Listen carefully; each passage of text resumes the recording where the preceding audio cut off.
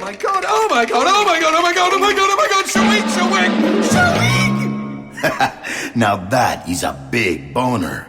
Alright, Johnson, let's take this pole for a stroll.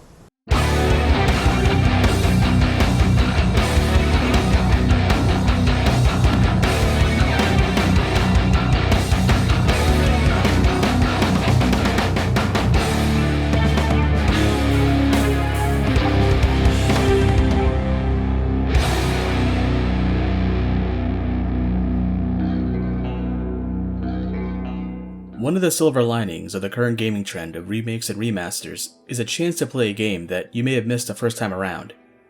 And for me, that's what I got with Shadows of the Damned, Hella Remastered.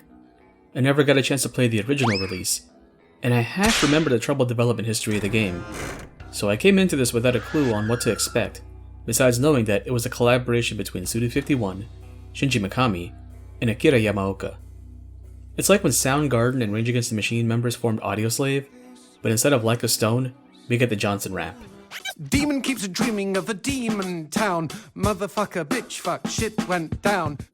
Shadows of the Damned is a 2011 survival horror action game developed by Grasshopper Manufacture. The Hella Remastered version came out just this past Halloween. The premise is as simple as you can get for a video game.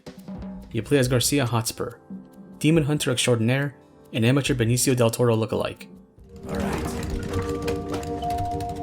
Vámonos! The underworld lies just beyond the sound barrier. How do you know? That's like super classified demon information.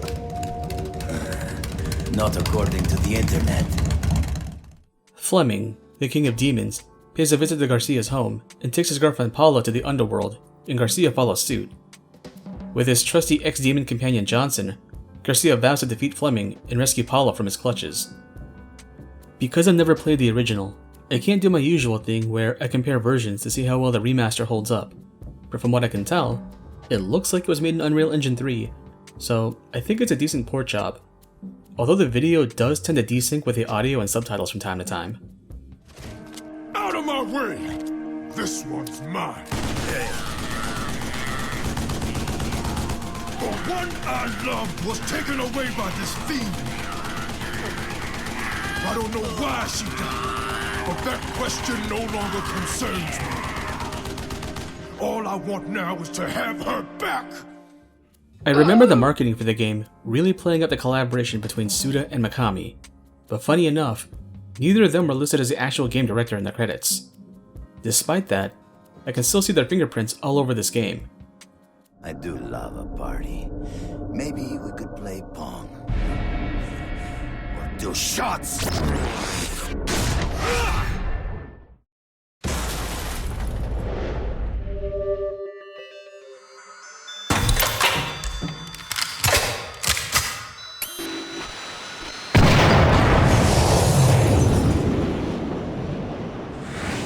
It plays like a third-person survival action shooter that follows in Resident Evil 4's footsteps.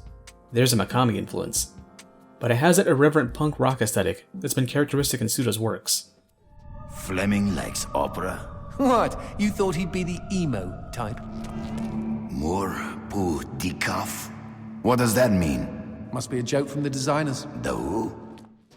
Gunplay aside, I think Mikami's influence is also evident in the campaign structure.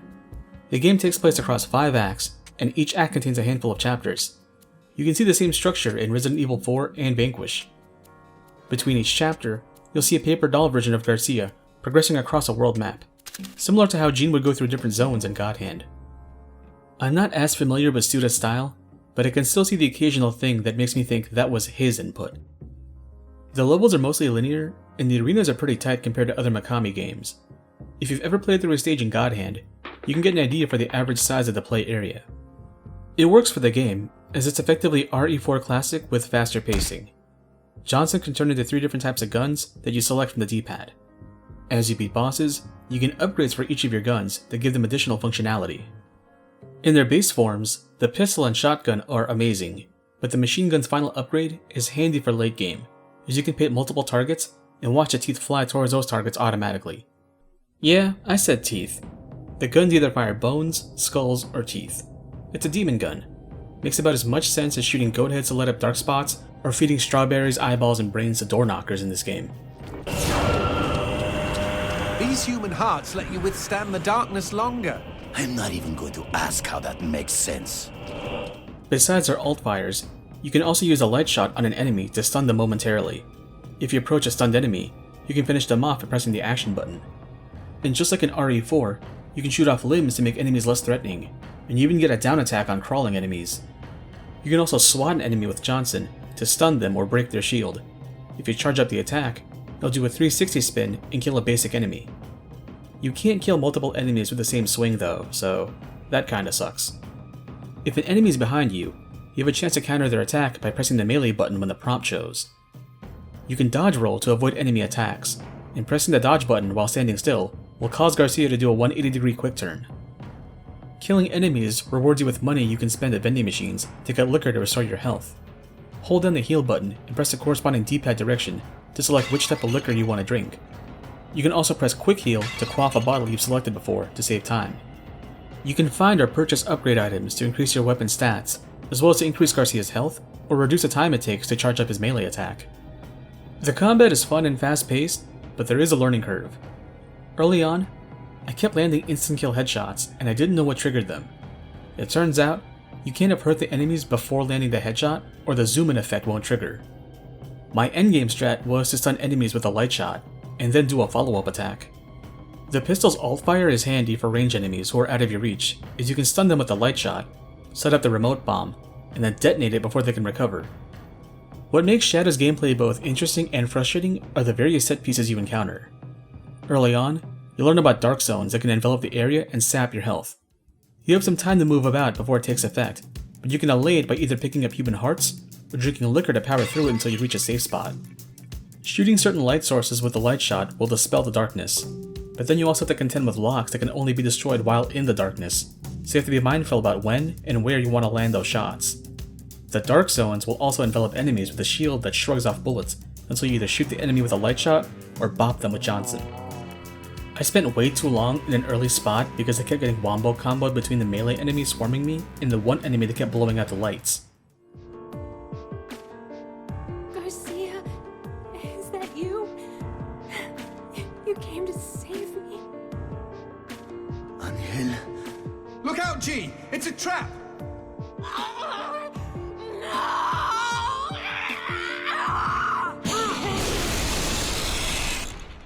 Fleming likes to mess with Garcia by tricking him into thinking Paula's getting tortured or killed again, and even uses her as a pursuer to chase Garcia around. Getting caught by Paula is instant death, but something you might not pick up on until late in the game is that Paula, like every other basic enemy, is susceptible to light shots, so you can stun her momentarily to get some breathing room. The boss fights are pretty cool and distinct. One of them reminded me of a boss fight in DMC5, and another one feels like a Dead by Daylight session, where you have to vault over tables to avoid the boss while looking for exploding barrels to shoot and stun him. I don't know why, but this bird boss made me think of the Moonlight Butterfly in Dark Souls. It's probably the arena. Besides the darkness mechanic, the combat is pretty simple, but that can trip you up if you overthink it. Late in the game, there are these enemy types whose weak spots are placed on their heads and shoulders, and they're hard to hit as they like to move around. I kept wasting teeth trying to use the auto-fire mechanic on the machine gun, but the simpler method is to land pistol bombs on their heads and shoulders and detonate them. This game isn't as short as Vanquish, but you can still beat it in under 8 hours. I like how minimal the tutorial messages are and how quickly they flash in during the opening cutscene, but I wish they'd explain things better, because I couldn't figure out how to do follow-up attacks until I looked it up online. Also, I'm not sure if I wasn't paying attention, but I had to look up to know how these kinds of doors need a light shot to open, and that you can rotate these platforms vertically and horizontally.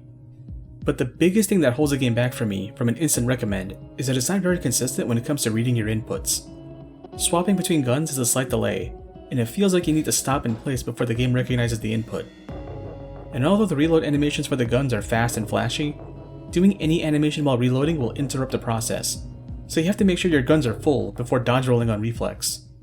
And because quick turn and dodge are mapped to the same button, there's a chance that you'll whip around instead of rolling over to reposition.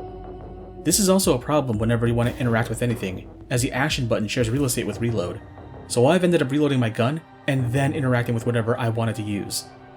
Also, Garcia seems to have a soft lock-on with nearby enemies, so I've ended up rolling around certain targets during a fight, instead of rolling through in a straight line.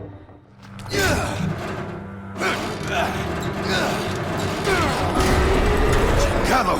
Crowded out there! Wait, let me guess. I'm going to open this door again and all the demons will be gone, right?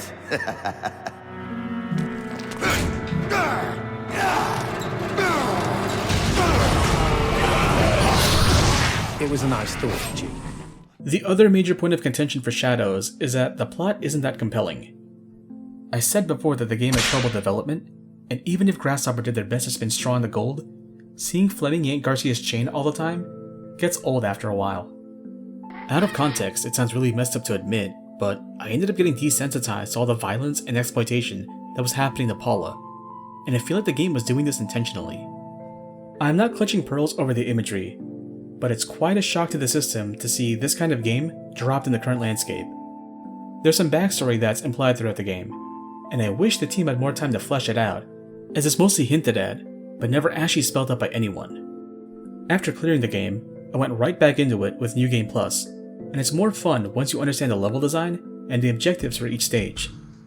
Something I like about the gunplay is that you have options to approach certain enemies. You might not have enough ammo or damage output to take out these skibbity toilet monitor guys, so you can let one of the ghouls turn off the lights, and the darkness will instantly kill these giants. But now you gotta deal with the trash mobs that repeatedly spawn out of their corpse, until you either get the lights back on or leave the area. It's important to know that you can fire light shot at any time, regardless of which gun you're carrying. I kept associating light shot with the pistol, so I'd always end up switching to the pistol whenever I wanted to stun an enemy. This would result in me wasting time in a fight, because I would stop in place to swap out guns after using light shot. When everything clicks, the gameplay feels like one of the better RE4 clones, where you can abuse QTE prompts with reckless abandon. Sadly, there's no chapter select, which sucks if you want to replay certain segments, but the game is short enough that you can get back to your favorite section fairly quickly. I don't think that Shadows of the Damned is for everyone, and it's definitely got the Titanfall 2 problem where I would be mad if I bought this game at full price back in the day, considering how it ends so abruptly. But the $25 price point makes for a tempting offer. If you can handle the occasional missing input and AV desync, the Unreal 3 graphics, and threadbare plot, then check out Shadows of the Damned.